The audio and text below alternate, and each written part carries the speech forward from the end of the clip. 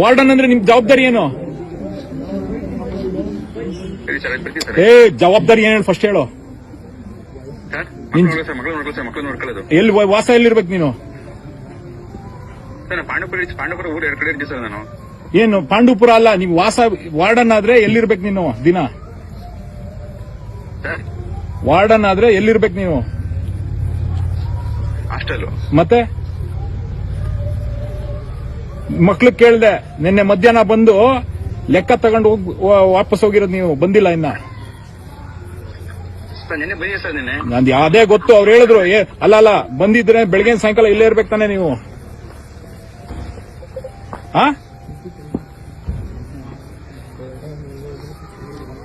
ನಿಮ್ಮಮ್ಮ ಯಾಕಿದಾರೆ ಇಲ್ಲಿ?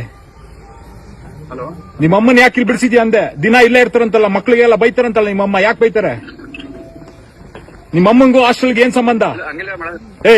ನಿಮ್ಮಮ್ಮನ್ಗೂ ಹಾಸ್ಟೆಲ್ಗೆ ಏನ್ ಸಂಬಂಧ? ಸರ್ ಇನ್ಮೇಲೆ ಏನ್ ಇರ್ಸಲ್ಲ ಅಂತ ಇನ್ಮೇಲೆ ಯಾಕೆ ಕರ್ಸಿದೆ ಇಲ್ಲಿಗೆ? ಸರ್ ಎಲ್ಲ ಟೈಮ್ ನೋಡ್ಕೊಂಡು ಅಲ್ಲ, ನಿಮ್ ಫ್ಯಾಮಿಲಿ ಬಿಸ್ನೆಸ್ ಮಾಡಕ್ಕ ನೀನು ಹಾಸ್ಟೆಲ್ಗೆ ಕೆಲಸ ತಗೊಂಡಿರೋದು? ಇಲ್ಲ ಸರ್, ಅವರು ಸರ್ ಒಬ್ಬರೇ ಇರ್ತಾರೆ ಮನೇಲಿ. ಅವೆಲ್ಲ ಮಾತಾಡ್ಬೇಡ. ಇಲ್ಲಿ ಮಕ್ಕಳು ಎಲ್ಲ ಕರೆಕ್ಟ್ ಆಗಿ ಹೇಳ್ತಿದಾರೆ. ಇಲ್ಲಿ ನಿಮ್ಮಮ್ಮನೇ ಬೆಳಗ್ಗೆ ಸಾಯಂಕಾಲ ಇಲ್ಲಿರೋದು, ನೋಡ್ಕೊಳ್ಳೋದು.